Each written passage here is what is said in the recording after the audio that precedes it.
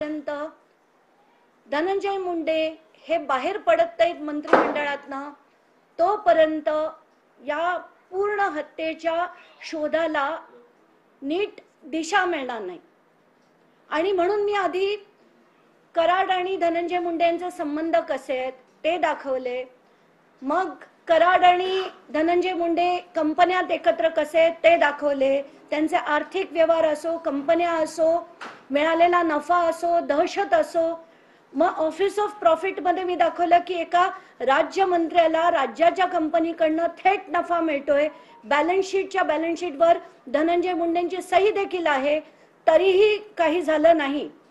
4 दिवसानंतर थांबून मी कृषी घोटाळा काढला, त्याच्यात कसं साध्या 90 रुपयाच्या 92 रुपयाच्या नॅनो युरियाला 220 रुपयांनी खरेदी केली गेली, या सगळ्या गोष्टींचे डिटेल्स दिले।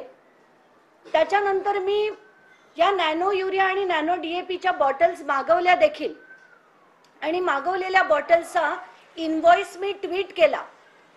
तर एक त्याचा जर आपण क्रम बघितला तर 4 तारखेला मी ती प्रेस कॉन्फरन्स घेतली, 5 तारखेला मी या बॉटल्स मागवल्या, आणि त्याच्यानंतर 7 तारखेला या कंपनीकडनं बंदी घालण्यात आली।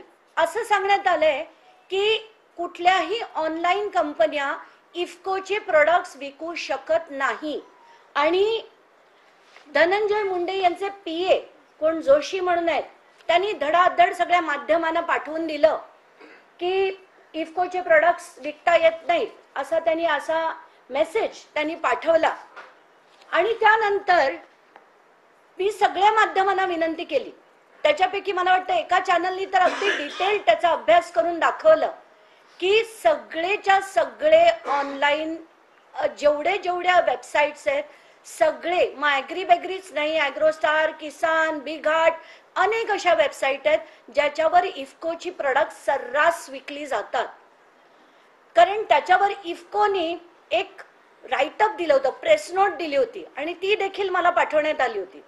आता ही प्रेस नोट मी ऑनलाइन देखील बघितली आणि मला गंमत वाटली की एक कंपनी जे सो कॉल्ड शेतकऱ्यांचं कोऑपरेटिव्ह आहे, त्यांनी इतकं प्रोएक्टिव्हली काम का केलं, तर याचा जेव्हा मी शोध घेतला आणि जेव्हा मी बोलायला लागते ना, तर मला अक्षरशः वेगवेगळ्या ठिकाणहून माहिती येते, आणि काही इतकी छान माहिती आली ते इफ्कोच्या अधिकाऱ्यांकडूनच आली।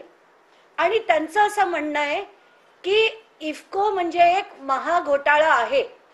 आणि मग मी त्याचा शोध घेतला, मग बघते त्याच्यावर लोकसभेत प्रश्न विचारले गेले, आणि एक नाही अनेक इफ्कोचे घोटाळे अनेकदा झालेत।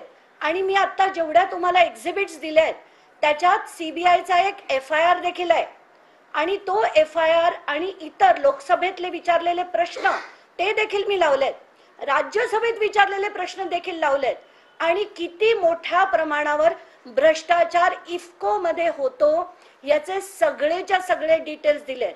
म्हणजे ती फार्मर कोऑपरेटिव्ह नावासाठी आहेत, पण तिथले अधिकारी काय काय करतात, अगदी तिथले मेन सीईओ पासून लोक कसे कसे भ्रष्टाचार करतात त्याचे सगळेच्या सगळे डिटेल्स मी तुम्हाला एक्झिबिट्स मध्ये दिलेत।